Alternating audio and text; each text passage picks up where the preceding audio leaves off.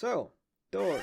Doors this, Doors that, you know the drill. It has absolutely blown up in the year of 2022. It revolutionized the idea of horror on the platform, while standing out among any other Roblox game at the time, amassing over 6.5 billion visits, still being on the front page to this day with around 10,000 concurrent players.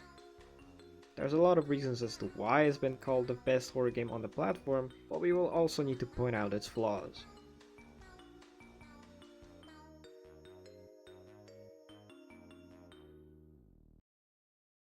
As much as I think it's useless to introduce the premise of the game, I still feel obligated to do so for the people that somehow did not manage to hear about it or try it out.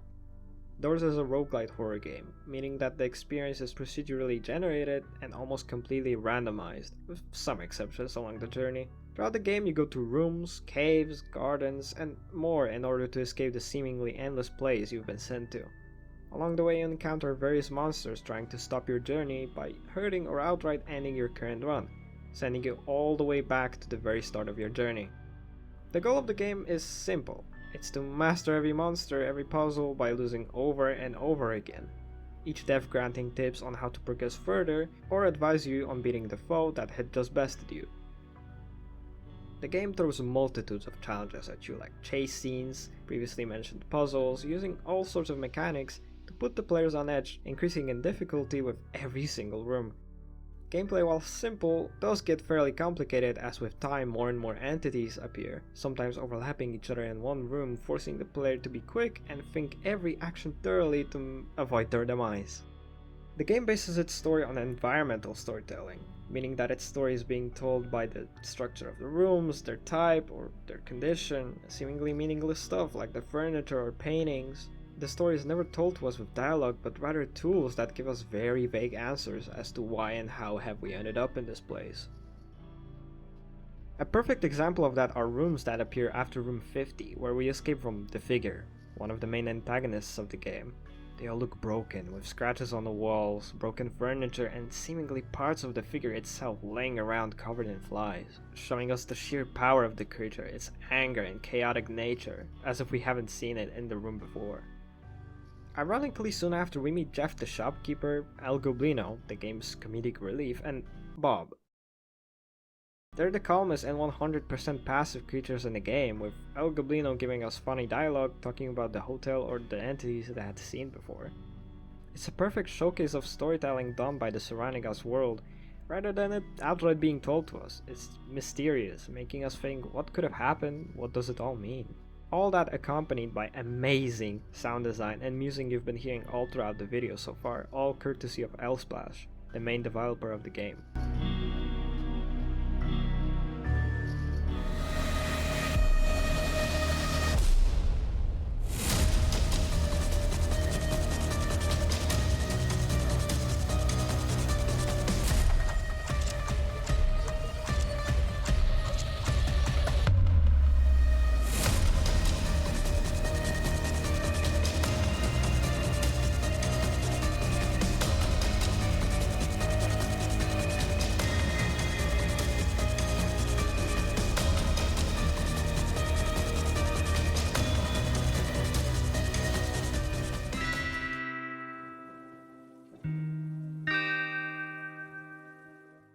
You can hear every tick of the clock, every wood creak, whether it was left or right, its ambience sometimes baiting you into thinking something is coming. It uses that to the game's advantage really effectively, with creatures like Screech being all about sound. It is your responsibility to hear its characteristic pfft in the dark rooms all throughout the game if you don't want to get hurt. The entities themselves are so wonderfully made, with each having their own distinct characteristic, putting them aside from one another even if they are just outright copies of each other.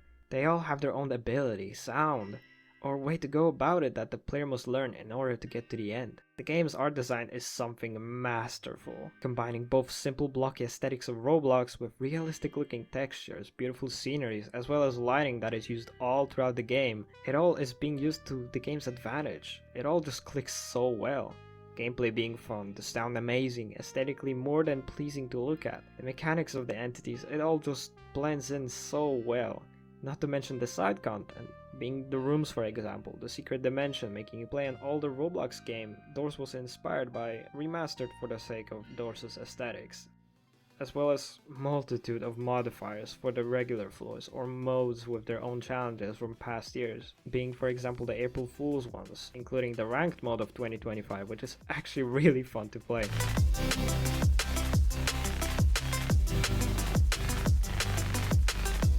Doors being an alpha state of the game as of May 26, 2025 has a ton of content that is really hard to get bored of even after tens of hours of the game, with Floor 2 updates being one of the most hyped updates for a Roblox game ever. I personally enjoyed it a lot the first time I played the update, and I stand by it today that it does not at all drop in quality and simply had to be different, and as we all know, people hate change. I've never seen people turn around on something so fast like they did with Doors at the time of release of the Floor 2 update. Since then it has thankfully calmed down and the floor itself received a multitude of updates fixing issues people had with the second chapter of the game. The game unfortunately suffers from engine limitations. The game cannot keep up with properly loading assets in time, causing strange visual and gameplay bugs to appear, hindering the immersion and overall experience. All in all, I personally love this game, and I cannot wait for the developers to roll out more updates. But our great Spooky's Jumpscare Mansion inspired game does have a pretty significant contender that, whilst being similar, does some stuff quite a bit differently.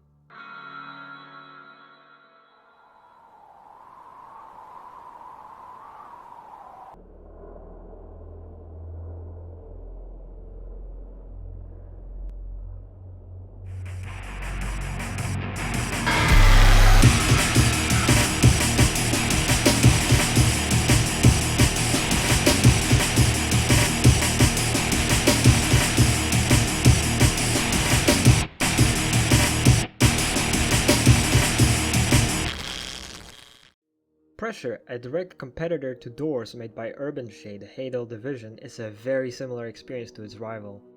A roguelite horror experience where the goal is to get to the end without getting caught by any monster or entity along the way. The game was heavily inspired by obviously LSPLASH's Doors, Hakita's Ultra Kill, David Szymański's Iron Lung, as well as SCP Containment Breach. You can see references to all of these titles all across the game, whether it's the music, the characters, or the gameplay itself.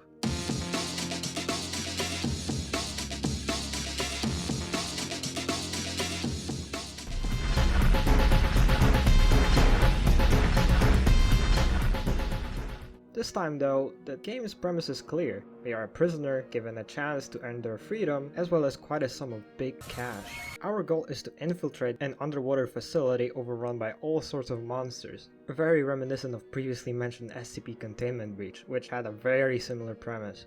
You could sort of tell that Pressure is a mishmash project of the creators' favorite titles and media, combining it all into a really fun experience. Although obviously lacking in originality, Pressure stands out with its atmosphere and enemy design. Where in Doors we have Rush, Pressure has 4 types of an entity called the Angler, a fish visually similar to a monster we get attacked by at the end of Iron Lung. Each enemy in Pressure has its own document, partially unlocked after each death. I personally think it's not a great system though. Incentivizing dying multiple times to the same thing 4 or even 5 times to unlock a piece of lore can get quickly tiring, especially if we consider rare or endgame obstacles. Besides that fact, the lore in the game is amazing. It's really deep, mixing both environmental storytelling with your usual dialogue and text. A definite highlight of this game is the character of Sebastian Solis, voiced by Gianni Matragrano, that also very coincidentally voices Gabriel and mentioned before, Ultra Kill.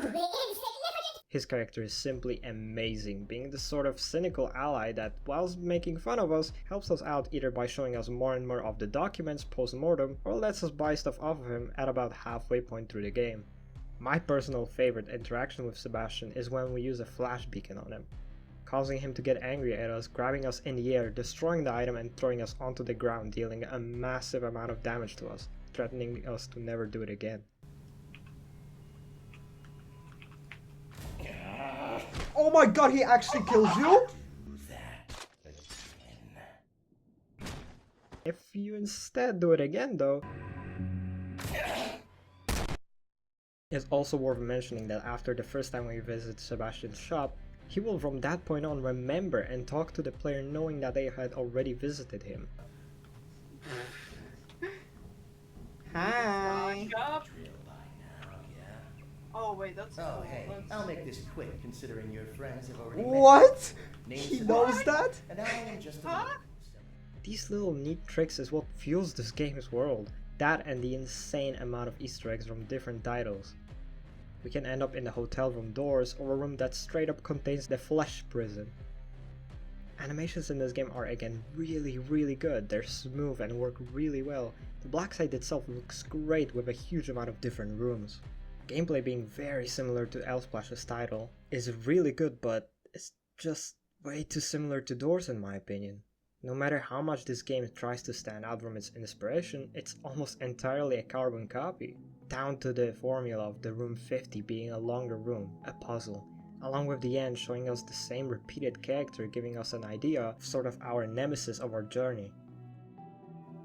I cannot rate it any higher than Doors, especially with the amount of bugs it has. Some enemies being outright unfair and the chance that even in 20 consecutive runs you won't meet some of the adversaries that have really great potential. Instead you will see the same 4 types of angler over and over again.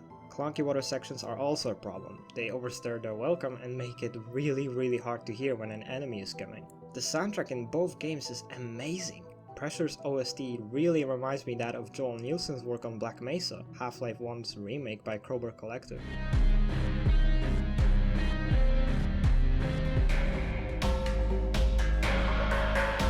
Overall, the game is good. Really good.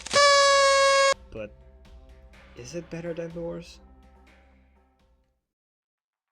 Personally, I think Pressure is inferior to Doors. Simply because of the fact that it copies it way too much for me to be comfortably talking about originality. Unlike in Doors where it revolutionized the genre, Pressure just follows it. And follows it really close.